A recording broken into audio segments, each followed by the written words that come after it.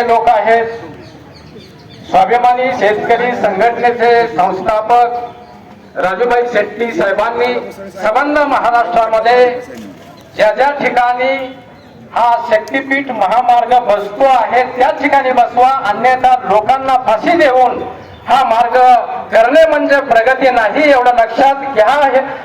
ही पहिली इंटिमेशन देणारा एकमेव माणूस म्हणजे राजूभाई शेट्टी साहेब आहेत आणि म्हणून त्यांचं आपण ऋण व्यक्त करूया, त्यांचं आपण अभिनंदन करूया, त्यांचा आभार मानूया. एवढं आम्हाला म्हणायचं आहे, तहसीलदार साहेबांना गुन्हे हे चांगल्या माणसांवरती दाखल होत असताना आपले हात सत्तर कापले पाहिजेत.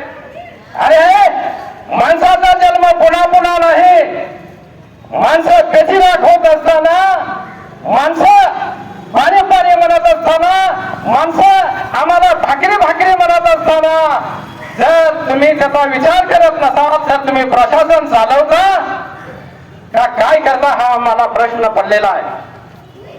हा महाशक्ती पीठ मार्ग जो आहे तो धाराशिव या जिल्ह्यातून गौडगाव मध्ये आलाय. गौडगाव मधून तो वैराग मध्ये लाडोळी या मार्गे आलेला आहे. वैराग मधून तो मार्ग थोडासा टर्न घेऊन यावली तडोळे ढोरळे या मार्गामध्ये आलेला आहे आणि यावली आणि तडोळ्याच्या मधून ढोरळ्याची नदी भोगावती नदी क्रॉस केलेली आहे.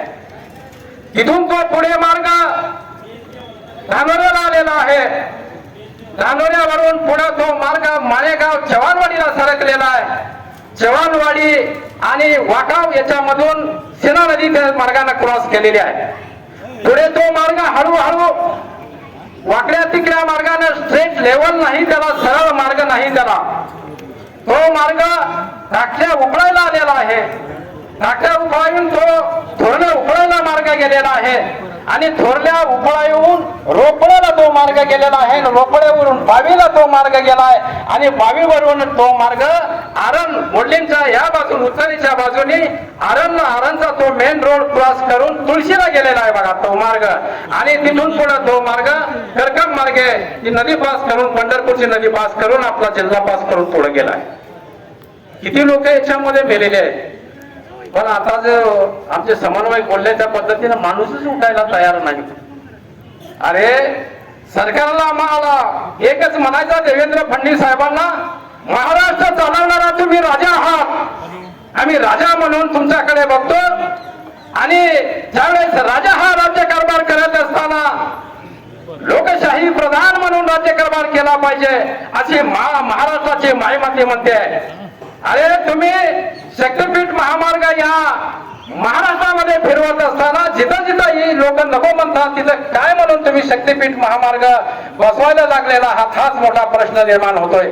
अरे विकास कशाला म्हणायचं? विकास हा 35 जिल्ह्यामध्ये केलेला आम्ही संबंध जिल्ह्यामध्ये पाहतोय. विकास कशा पद्धतीने झालेला, दळणवळणाचा विकास झालेला आहे, एक जिल्हा दुसऱ्या जिल्ह्याला जोडलेला आहे, तुम्ही विकास केलेला आहे. परंतु लोकांची, शेतकऱ्यांची, सामान्य शेतमजुरांची घरदार पाण्यात घालता, घरदार बेचिराख करता, त्याच्या नरड्यावरती तुम्ही झाड करता, कुऱ्हाड ठेवता आणि त्याची तवा असेल, भांडी असेल, बासणी असतील, ती चूल असेल ती फेकून देता आणि त्याच्या त्या शेतीतून जर तो हा मार्ग तुम्ही मार्गक्रमण करण्याचा प्रयत्न करता, अरे ह्या लोकशाहीचा हा अपमान आहे. डॉक्टर बाबासाहेब आंबेडकरांचा हा लोकशाही, डॉक्टर बाबासाहेब आंबेडकरांच्या लोकशाहीचा अपमान आहे. आणि म्हणून ज्यावेळेस तुम्ही सामान्य लोकांच्या लोकशाहीचा आधारभूत घेतलेल्या लोकांचा विचार करताल त्यावेळेस हा विकास कारणीभूत मानला जाईल. 2004 साली पंढरपूर आसपास मध्ये जे काय बायपास झालेले आहे, 2004 साली जे रोड झाले त्याला गुंठ्याला 4-5 लाख रुपये दिले. ही प्रोसेस बंद करून टाकली. कर्जमाफी देता कुठं आहे? गाजराची कर्जमाफी आहे काय? कुठं गाजर टाकावंय तुम्ही? आणि त्यामुळे आज सोलापूर जिल्ह्यातला शेतकरी कुठल्याच बँकेपुढे त्याला उभा राहता येत नाही. अतिवृष्टीचे पैसे तहसीलदार साहेबांना आम्ही साक्षीला घेऊन रोज हेलपाटा मारतोय. अतिवृष्टीचे पैसे बहु अनेक दिलेले नाहीत. आणखीन आमच्या गावामध्ये असेल किंवा तालुक्यामध्ये असेल ज्या नदीला पूर आलेले आहेत त्या पूरग्रस्तांचे पैसे आणि दिलेले नाहीत। अरे अशा परिस्थितीमध्ये या हलाखीमध्ये असणारा माणूस कसा तरी उठत असताना कसं तरी जीवन जगत असताना त्याच्या जीवनावरती तुम्ही कुराट तयार करता, त्याची मार्ग हे शक्तीपीठ मार्ग तयार करून तुमचं त्यांचं जीवन जर तुम्ही उद्ध्वस्त करत असाल तर याच्यासारखी वाईट गोष्ट कोणती नाही। आणि म्हणून साहेबांना आम्ही विनंती करतोय, तहसीलदार साहेबांना, एक तरी तालुक्याची प्रोसेस चालवत असताना तालुक्याचा मेन प्रशासकीय अधिकारी हा तहसीलदार साहेब असतात आणि संबंध जिल्हा ताब्यात हा कलेक्टर साहेबांचा असतो। आणि त्यामुळे ही आमची प्रोसेसची जी मागणी आहे ती मागणी तुम्ही वरती फॅक्सद्वारे ताबडतोब पोचवा, अन्यथा आंदोलन तीव्र केलं जाईल। आणि हा शेतकरी मरायला तयार आहे, पैसे घ्यायला तयार नाही। अरे शेती जर संपत असेल, या सोलापूर जिल्ह्याचा थोडा जर विचार केला तर 100 ते 125 TMC धरण असणार आमच्या माढा तालुक्यामध्ये, उजनीचं धरण, आणि त्या धरणाचं पाणी या तालुक्यातल्या या जिल्ह्यातल्या 11 तामध्ये पोहोचलेलं आहे। सदन भाग आहे, सुपीक भाग आहे। राष्ट्राची प्रगती करत असताना जर कृषीची प्रगती झाली असतो, देश कृषीप्रधान विकसित देश मानला जातो, आणि आज तुम्ही शेती जर नष्ट करायला लागला आणि शेती नष्ट करून जर हा शक्तीपीठ महामार्ग जर करायला लागला तर याच्यातून आउटपुट काय आहे? काय आहे याच्यातून? लोकांना मारा, पहिला हातामध्ये बंदूक घ्या, सामान्य लोकांना मारून टाका आणि आठवा वेतन आयोग लागू करा।